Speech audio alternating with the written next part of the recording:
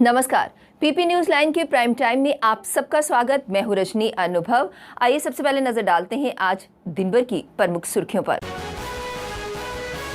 श्री माता वैष्णो देवी आने वाले श्रद्धालुओं के लिए खुशखबरी। श्रीनगर के ट्यूलिप गार्डन में इस बार करीब 15 लाख ट्यूलिप के फूल खिलने की उम्मीद। उच्च न्यायालय ने ईडी के खिलाफ डॉक्टर फारूक अब्दुल्ला की याचिका को किया डिवीजन बेंच के हवाले।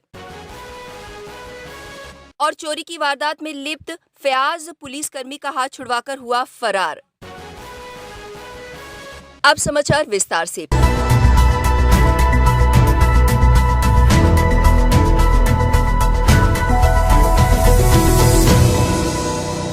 विक्रम चौक से ज्योल चौक की तरफ जाने पर तवी पार करते ही नदी के किनारे बने शिव मंदिर में चोरी की वारदात को अंजाम देने वाले कश्मीरी युवक फयाज अहमद को वीरवार को नवाबाद पुलिस ने गिरफ्तार किया था। गिरफ्तारी के बाद उसे पूछताछ के लिए रिमांड के लिए पुलिस उसे कोर्ट में पेश करने ले गई थी। कोर्ट से लौटते समय फयाज पुलिसकर्मी से अपना हाथ छुड़ाकर भाग निकला। पुलिसकर्मियों ने फरार आरोपितों की धरपकड़ के लिए शहर के सभी पुलिस थानों एवं चौकी प्रभारियों को सतर्क कर दिया है। नेशनल कॉन्फ्रेंस के उपाध्यक्ष और पूर्व मुख्यमंत्री उमर अब्दुल्ला ने वीरवार को निकट भविष्य में केंद्र शासित जम्मू कश्मीर प्रदेश में विधानसभा चुनावों की संभावना से इनकार करते हुए कहा कि 2021 में ये चुनाव नहीं होंगे। उन्होंने कहा कि मेरी प्राथमिकता चुनाव नहीं है, मेरा एकमात्र मकसद अपनी पार्टी नेका को जमीनी स्तर पर फिर से पूरी तरह मजबूत बनाना है।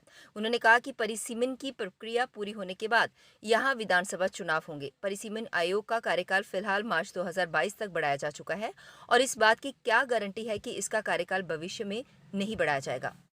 अभी तक 77% स्वास्थ्य कर्मी, 59% फ्रंटलाइन वर्कर्स और 12.80% वरिष्ठ नागरिकों को टीकाकरण हो चुका है। अभी तक किसी पर भी वैक्सीन का विपरीत प्रभाव नहीं पड़ा है।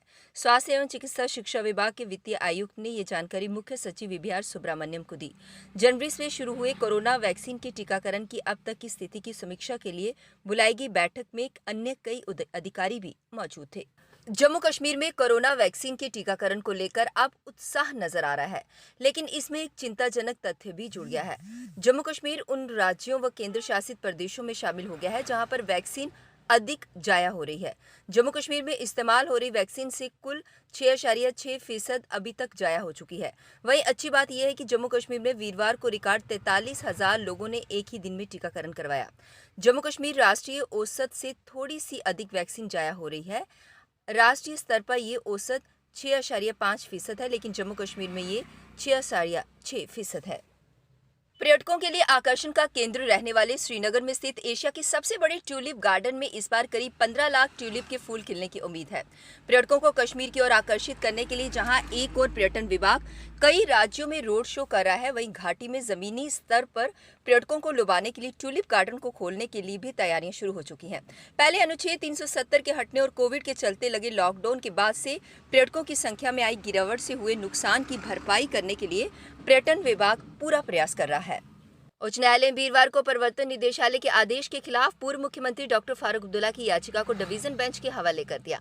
प्रवर्तन निदेशालय ने जम्मू कश्मीर क्रिकेट एसोसिएशन में हुए करोड़ों रुपए के घोटाले की जांच करते हुए फारूक की करीब 12 करोड़ रुपए की मूल्य की परिसंपत्तियों को गत वर्ष 20 दिसंबर को अटैच करने का आदेश जारी किया है। उच्च न्यायालय के जस्टिस धीरज सिंह ठाकुर ने कहा कि याचिका का अध्ययन करने और एहसान मिर्जा मामले में कोऑर्डिनेट बेंच के फैसले को देखते हुए ये समझा जा सकता है कि याचिकाकर्ता फारूक अब्दुल्ला ने जो कुछ मुद्दे उठाए हैं वही कुछ मुद्दों पर कोऑर्डिनेट बेंच ने फैसला सुनाया है, इसलिए अब इस मामले पर डिवीजन बेंच ही सुनवाई करने में समर्थ है।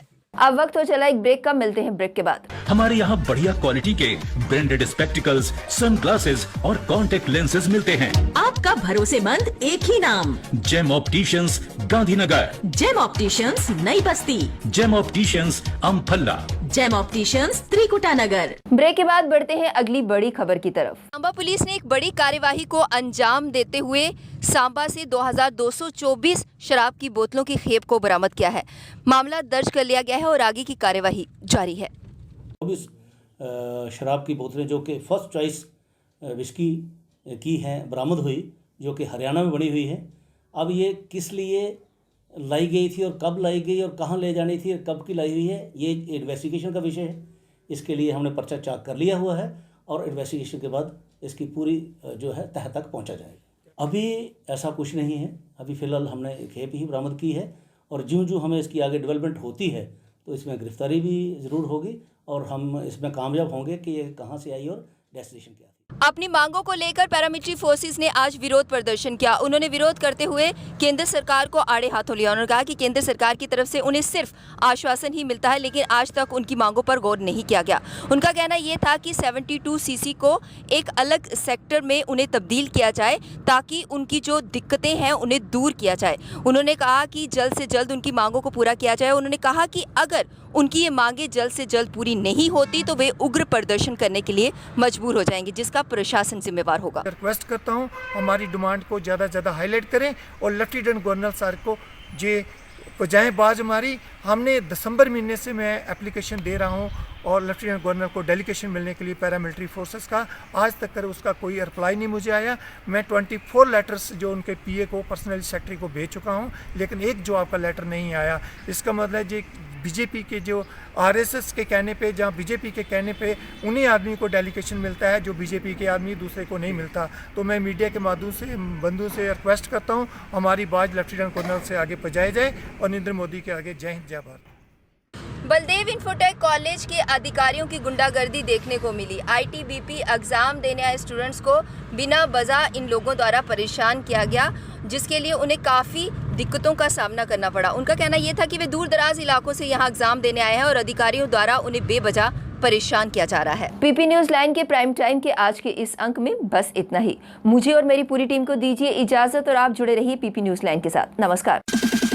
जम्मू में आई टेस्टिंग की साइंटिफिक और मॉडर्न टेक्नोलॉजी के लिए हमेशा याद रखें जेम ऑप्टिशियंस, जहां पर रखा जाता है आपकी हर जरूरत का ख्याल। Gem Opticians with the facility of eye exercise, A scan, biometry, pachymetry और ऑटोमेटेड फील्ड एनालाइजर। और हाँ, हमारे यहाँ बढ़िया क्वालिटी के ब्रांडेड स्पेक्टिकल्स, सनग्लासेस और कॉन्टेक्ट लेंसेज मिलते हैं। आपका भरोसेमंद एक ही नाम, Gem Opticians, Gandhinagar. Gem Opticians, Nai Basti. Gem Opticians, Amphalla. Gem Opticians, Trikutanagar.